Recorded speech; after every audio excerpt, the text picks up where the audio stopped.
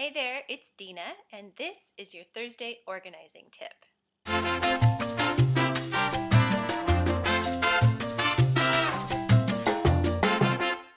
Today, we're taking conventional wisdom, we're flipping it upside down, and then we're going to give it the old Tim gun, and we're going to say, I like you much better that way.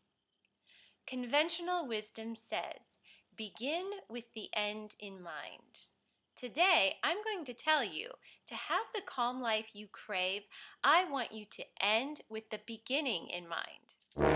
End with the beginning in mind. What in the world does that mean? Think about this. Everything in life happens in phases, or chapters, or cycles, or rhythms. Everything does. Nothing in life is permanent. What this means is one thing must end for another to begin. Some examples of this are the changing of the seasons, night and day, sleeping and being awake, the tides in the ocean coming in and going out. Everything changes from one to another. Your life has a rhythm. You end things to begin things. I think it's so important to end things by turning our attention to the beginning of the next thing. Why? Because sometimes it's the beginning that matters most, especially if you're trying to create new habits, organized habits. Ending one thing by prepping for the next will save you time, energy, and stress. Let's pretend you're starting a running program. Now that can be pretty daunting, right? Let's say you're a few days into it and you've just started to get sore and you know you still have a few weeks ahead of you before you see any progress. Does it help you to keep focusing on the end goal? I'll tell you what happens to me.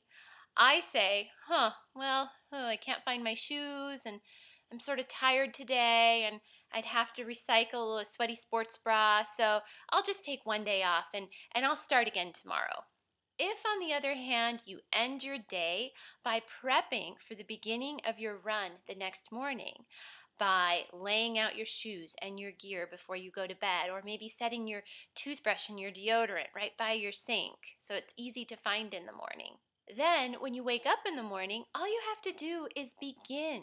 All you have to do is end your night and focus on the beginning of your run. If you can get your shoes on and just step outside that door, you've won half the battle. By prepping in advance, you are removing obstacles that would otherwise cause you to give up on the new habits you're trying to create. Let me give you some more examples of what it means to end with the beginning in mind. Why not end your evening by thinking about the beginning of your morning the next day? You could set out your coffee and have it ready to go. You could end one workday by creating your list for the next workday so that when you sit down at your desk in the morning, you don't have to fumble around and try to decide the first thing that you should focus on.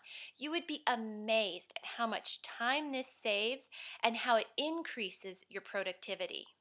I end my time at home in the morning before I head out the door to work by prepping for the beginning of my evening when I will return home. I get any ingredients out of the freezer that I will be cooking for dinner that evening so that when I get home at the end of the day, I don't have to think about what I'm going to cook for dinner, let alone what I need to thaw out. I always try to end things by thinking of the beginning of the next thing that I will be doing. Let me show you an example. All right, my morning is cycling. I just got the kids out the door to school. Now I need to get myself ready for work. So I am going to end that portion of my morning with the beginning of the next part of my day in mind. So every morning, I like to take a hot bath after I get the kids out the door. It doesn't take a long time to take a hot bath. A lot of people take them at night. I like to take them in the morning when the house is quiet. Anyway, before I go down and get into that tub, I am going to end this time with the beginning in mind for the next thing that I will do this morning. So when I come back up out of my tub, I don't want to deal with a messy room. I want to start fresh. I want to come upstairs, have my clothes laid out, have my room calm. So I'm going to, if you look around here, I'm going to quickly prepare my space for that beginning. See you in a second.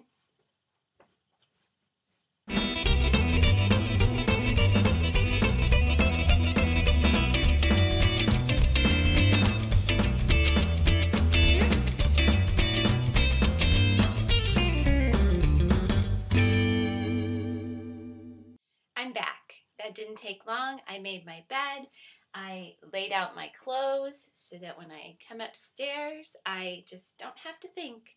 My room is clean. My clothes are ready to go. I just put some makeup on, get dressed, and out the door I go. Now, you might say, but Dina, how can you enjoy life? How can you be in the moment if you're constantly prepping for the next moment?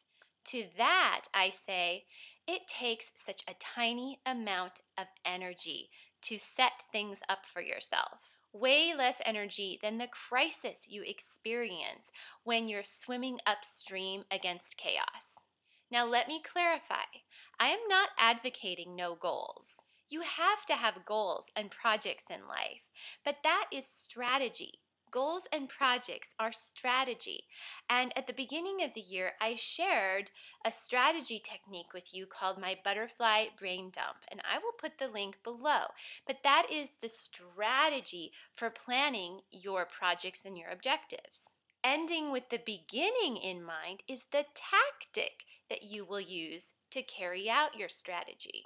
It's tactic that lets you arrive in each moment prepped and ready to go. And when you're prepared, you can relax more. Today, I want you to pay attention to the rhythms in your day. I want you to see how your day cycles. If you can find the spots where certain things end so that other things can begin. What could you prep for that next beginning so you can arrive in that moment relaxed and ready to go? Be sure to say hello in the comments below and let me know your thoughts about ending with the beginning in mind.